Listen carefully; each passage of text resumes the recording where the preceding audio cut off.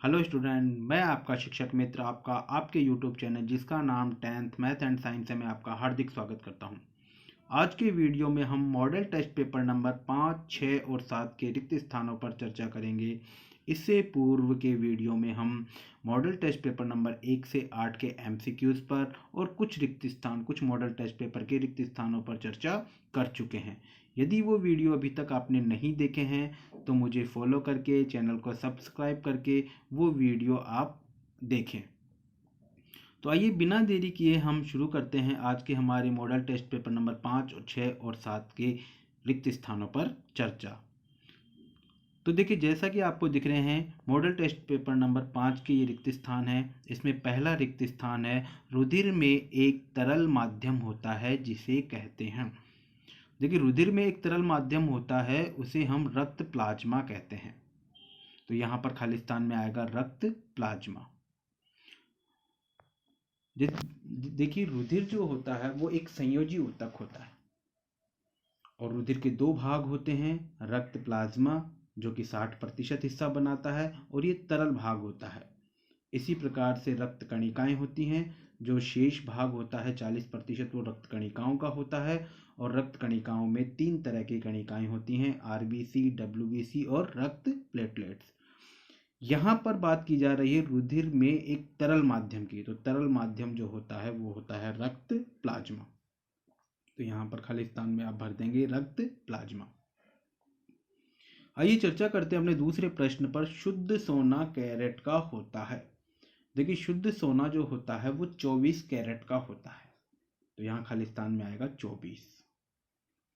देखिए, सोना जो आभूषण जो बनते हैं वो 22 कैरेट के बनते हैं, क्योंकि शुद्ध सोना जो 24 कैरेट के होते हैं वो बहुत ही नर्म होता है और उसके गहने जो हैं टिकाऊ नहीं हो सकते हैं। तो उसको टिकाऊ करने के लिए उसमें 2% जो है तांबे की या अन्य प्रकार के पदार्थों की मिलावट की जाती है। अर्थात जो आभूषणी जो सोना होता है वो 22 कैरेट का होता है। आइए चर्चा करते हैं तीसरे प्रश्न पर। शुक्राणु उत्पादन के नियंत्रण के अतिरिक्त लड़कों में यौवनावस्था के लक्षणों का भी नियंत्रण करता है। देखिए, शुक्राणु उत्पादन के नियंत्रण के अतिरिक्त लड़कों में यौवनावस्था के जो लक्षण हैं उसको कंट्रोल करने का कार्य एक हार्मोन करता है जिसका नाम होता है टेस्टोस्टेरोन हार्मोन। और ये टेस्टोस्टेरोन हार्मोन आप जानते हैं कि वृषण के द्वारा स्रावित होता है। तो यहाँ पर खाली जगह में आ जाएगा टेस्टोस्टेरोन। इसी के द्वारा लड़कों में जो है द्वितीय गौण लैंगिक लक्षणों का विकास होता है। लड़कों के द्वितीय गौण लैंगिक लक्षण आप जानते हैं, दाढ़ी मूंछ का आना, आवाज का भारी होना, जननांगों का विकास होना आदि। आइए चर्चा करते हैं चौथे प्रश्न की। सोडा अम्ल अग्निशमन में का उपयोग किया जाता है। देखिए, अब अग्निशमन जो यंत्र होता है उसमें एक टंकी के अंदर एक विलयन भरा होता है जिसे हम सोडियम बाइकार्बोनेट कहते हैं, NaHCO3। तो यहाँ पर ब्लैंक में भर देंगे आप सोडियम बाइकार्बोनेट या NaHCO3। आइए चर्चा करते हैं पांचवें प्रश्न की। छोटे द्वारक के गोलीय दर्पणों के लिए वक्रता त्रिज्या फोकस दूरी से होती है। तो वक्रता त्रिज्या जो होती है फोकस दूरी से दुगनी होती है। यहाँ दुगनी शब्द आ जाएगा। आइए चर्चा करते हैं छठे प्रश्न की। विद्युत परिपथ। एक विद्युत परिपथ में धातु के तार के दो सिरों के बीच विभवांतर उसमें प्रवाहित होने वाली विद्युत धारा के होती है। देखिए, ओम का नियम है और ओम के नियम के अनुसार आप जानते हैं कि एक विद्युत परिपथ में धातु के तार के दो सिरों के बीच विभवांतर उसमें प्रवाहित होने वाली विद्युत धारा के अनुक्रमानुपाती होता है। आइए चर्चा करते हैं अपने सातवें प्रश्न की। ओजोन है। देखिए, ओजोन जो है इसका सामान्य सूत्र O3 होता है। आप जानते हैं कि ओजोन जो परत होती है वो सूर्य से आने वाली घातक पराबैंगनी किरणों से हमारी रक्षा करती है, लेकिन साथ ही ओजोन जो होता है एक घातक विष भी होता है। तो यहाँ पर आएगा ओजोन है एक घातक विष।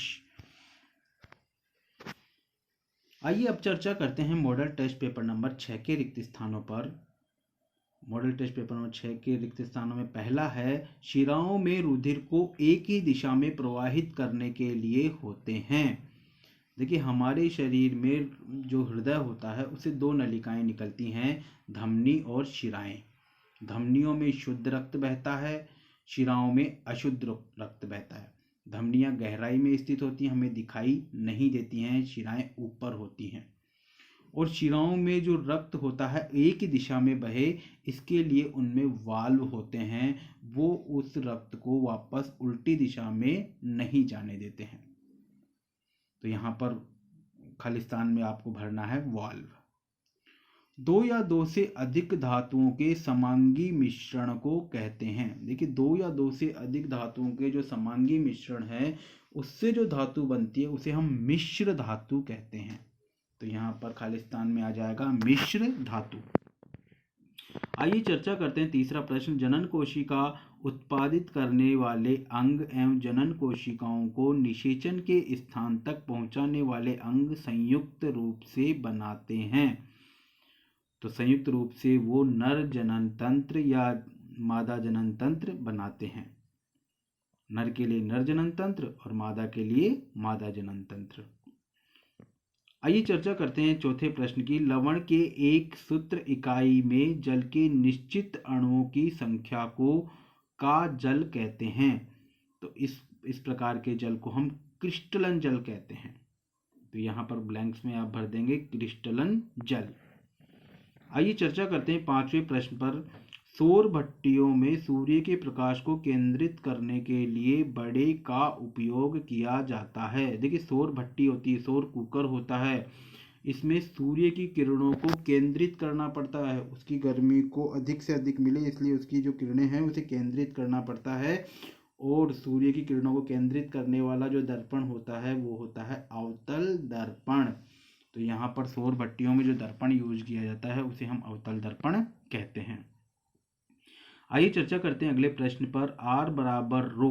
देखिए जो P जैसा बन रहा है इसको हम रो कहते हैं। ऊपर खाली जगह है और नीचे A है। तो यहाँ पर ऊपर खाली जगह में क्या आएगा? तो हम जानते हैं कि जो प्रतिरोध होता है वो दो चीजों पर निर्भर करता है, एक तार की लंबाई पर और दूसरे उसके क्षेत्रफल पर। तो जो प्रतिरोध होता है, जैसा कि हम पहले पढ़ चुके हैं कि प्रतिरोध जो होता है वो लंबाई के अनुक्रमानुपाती होता है। तो यहाँ पर ऊपर जो चीज होती है वो अनुक्रमानुपाती होती है। तो यहाँ पर ऊपर L आएगा, L अर्थात तार की लंबाई। यहाँ पर रो एक नियतांक होता है जिसे आनुपातिकता स्थिरांक कहते हैं। आइए चर्चा करते हैं सातवें प्रश्न पर। सूर्य से आने वाली पराबैंगनी किरणें मानव में उत्पन्न करती हैं। देखिए सूर्य से आने वाली जो पराबैंगनी किरणें होती हैं जिन्हें ओजोन परत रोकती है, लेकिन किसी कारणवश अगर वो हमारी पृथ्वी तक पहुंच जाए तो मानव में त्वचा रोग और कैंसर रोग का कारण होती हैं। तो यहाँ पे त्वचा रोग भी आ सकता है और कैंसर रोग भी आ सकता है।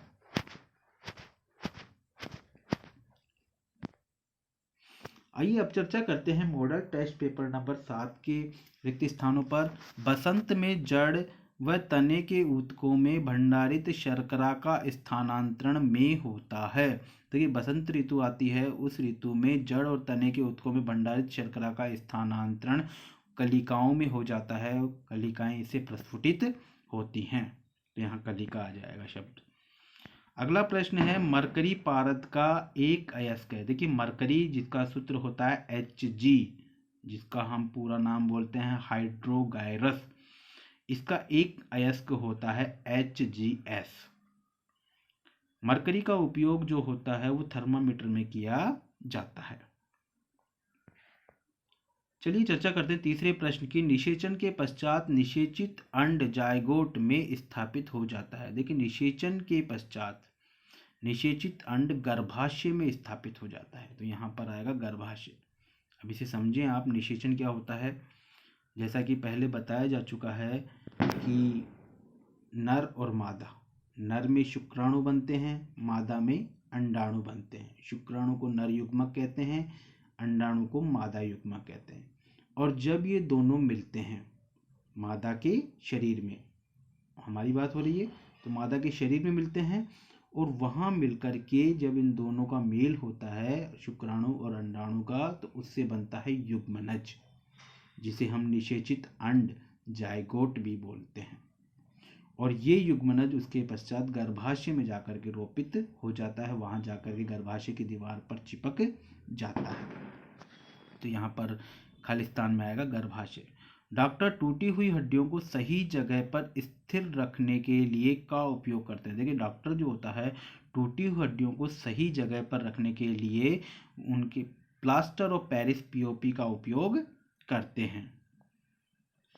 आइए चर्चा करते हैं 5वें प्रश्न पर। गोलीय दर्पण द्वारा उत्पन्न आवर्धन m प्रतिबिंब की ऊंचाई और नीचे आएगा बिंब की ऊंचाई। देखिए आवर्धन का सूत्र होता है प्रतिबिंब की ऊंचाई h डैश और नीचे आएगा बिंब की ऊंचाई h।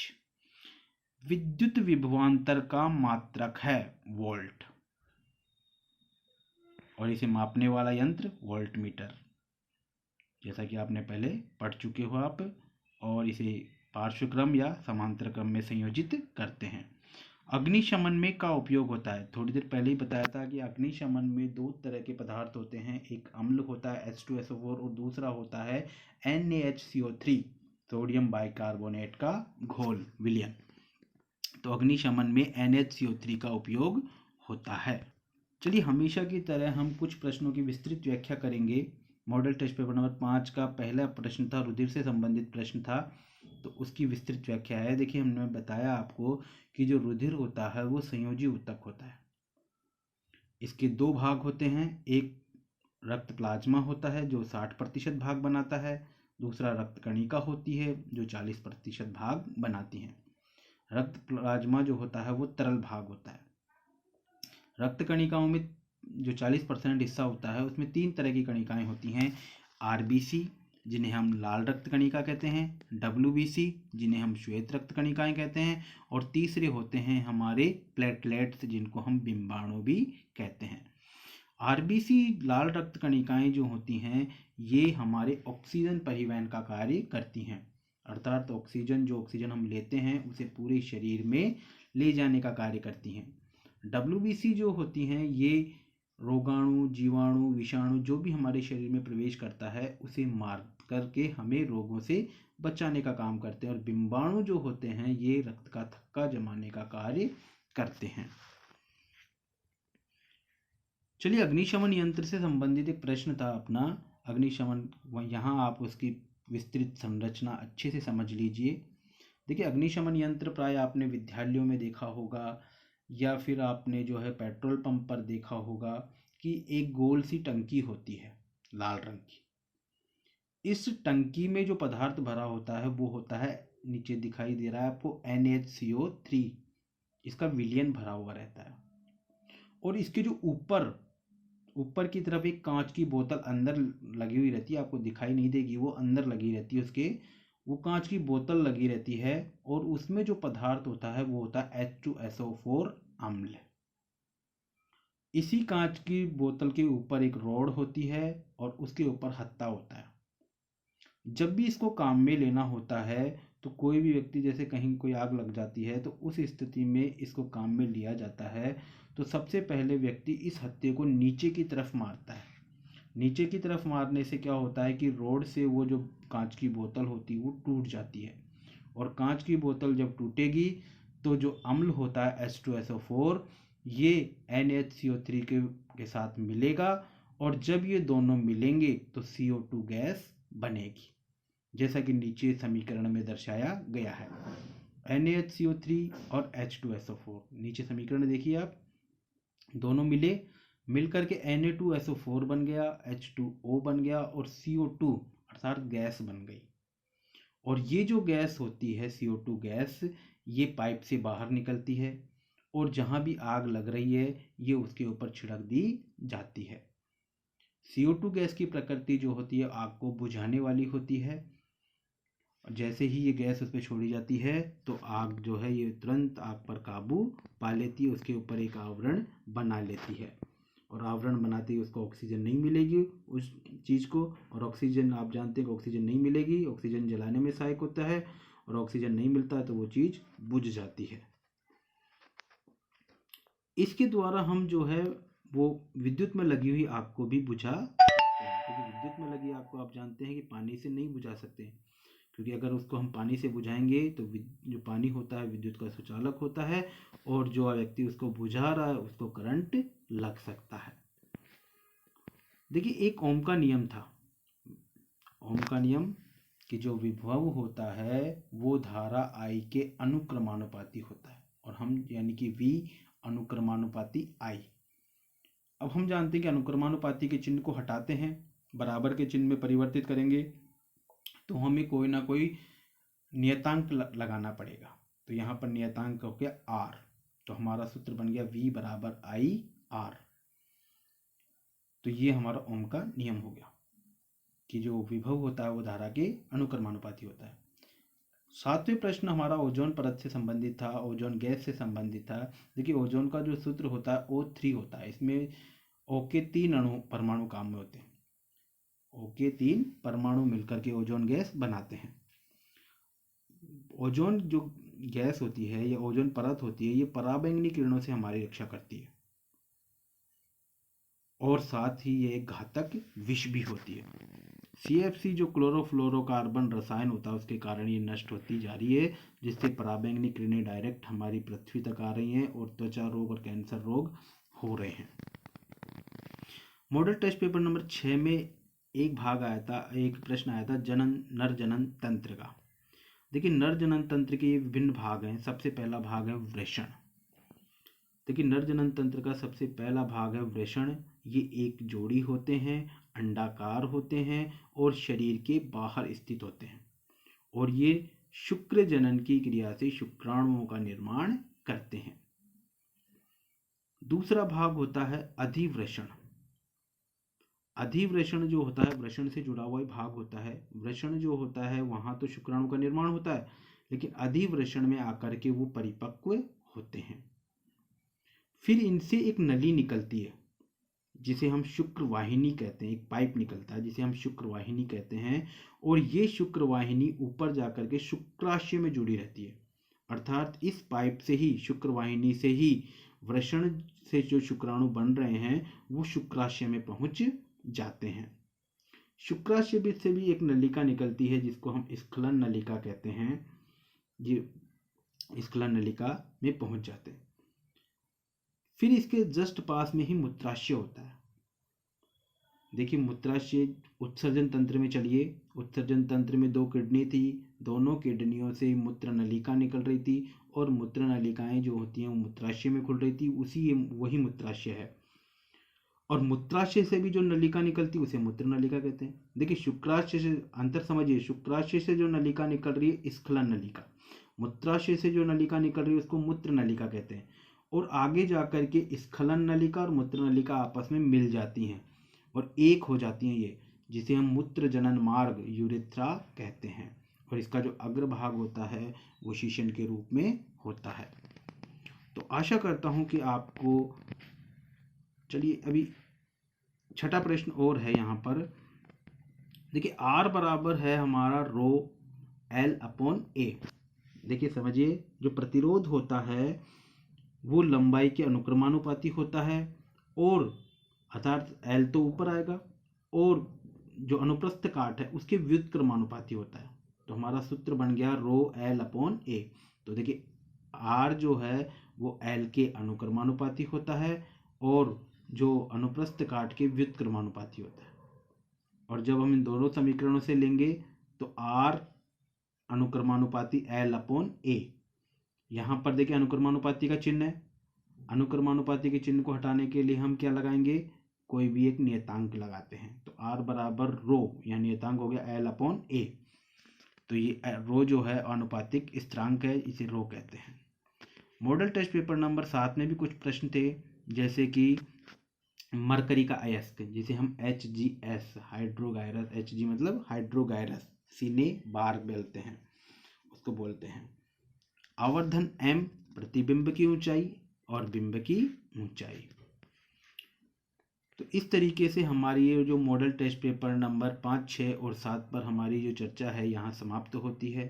आशा करता हूँ कि आपको ये वीडियो पसंद आया है।